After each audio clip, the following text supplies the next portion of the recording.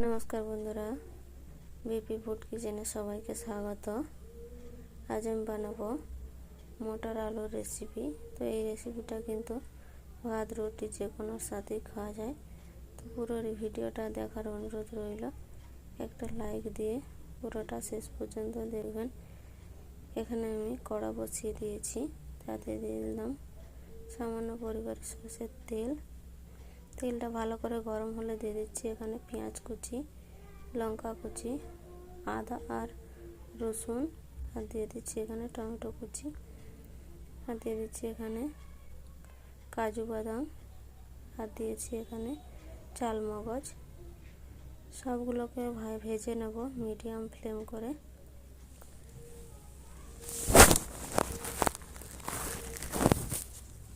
সামান্য এখানে গলে গেলে এগুলোকে তুলে নেব মিক্সির জারে। ঠান্ডা করে এগুলোকে আমি গ্রাইন্ড করে নেব।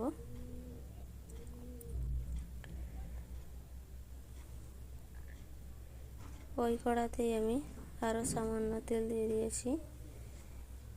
এবারে মটরগুলোকে আমি ভেজে নেব। মটরগুলোকে হালকা করে কালার চেঞ্জ হওয়া পর্যন্ত ভেজে তুলে নিচ্ছি। খুব বেশি সিদ্ধ করার দরকার নেই, শুধু একটু কালারটা চেঞ্জ হওয়া পর্যন্ত ভেজে নিলেই হবে। আরও এবারে আমি কড়াই তেল দিয়ে দিলাম, আর দিয়ে দিচ্ছি 1 চামচ ঘি।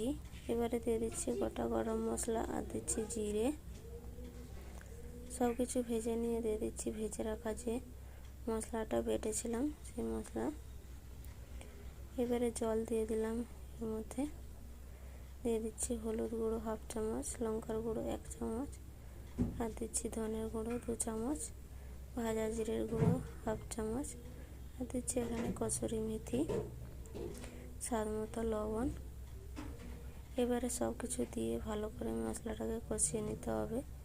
তেল ছেড়ে যাওয়া পর্যন্ত মশলাটা ভালো করে এখানে কষিয়ে নেব। মশলা কষে গেলে এবারে দিয়ে দিচ্ছি এখানে সিদ্ধ করে রাখা আলু। আলুগুলোকে আমি হালকা করে ভেঙে দিয়েছি। দিয়ে দিচ্ছি এখানে আগে থেকে ভেজে রাখা মটর। এবারে মশলার সাথে আলু আর মটরটাকে ভালো করে এখানে কষিয়ে নিতে হবে।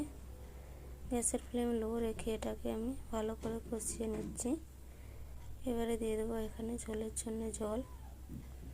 ঝোলটা যেই পরিমাণে রাখবেন সেই পরিমাণে কিন্তু জলটা দিতে হবে। জল দিয়ে এটাকে মিডিয়াম ফ্লেমে ফুটতে দেব। 5 থেকে 6 মিনিট মতো এটাকে রান্না করে নিয়েছি। এবারে একটু নেড়ে চেড়ে নিয়ে দিয়ে দেবো এখানে গরম মশলা গুঁড়ো। এখানে আমি 1/2 চামচ মতো গরম মশলা গুঁড়ো দিয়ে দিলাম। গরম মশলা দিয়ে আর দিয়ে দিচ্ছি এখানে ধনে পাতা কুচি। গরম মশলা ধনে পাতা দিয়ে আরও ভালো করে 2 মিনিট মতো রান্না করে নেব। আজকের রেসিপিটা যদি ভালো লাগে তো প্লিজ একটা লাইক করে চ্যানেলটাকে সাবস্ক্রাইব করে দেবেন, আর পাশের বেল আইকনটা টিপে দেবেন আমার নতুন নতুন ভিডিও নোটিফিকেশন পাওয়ার জন্য।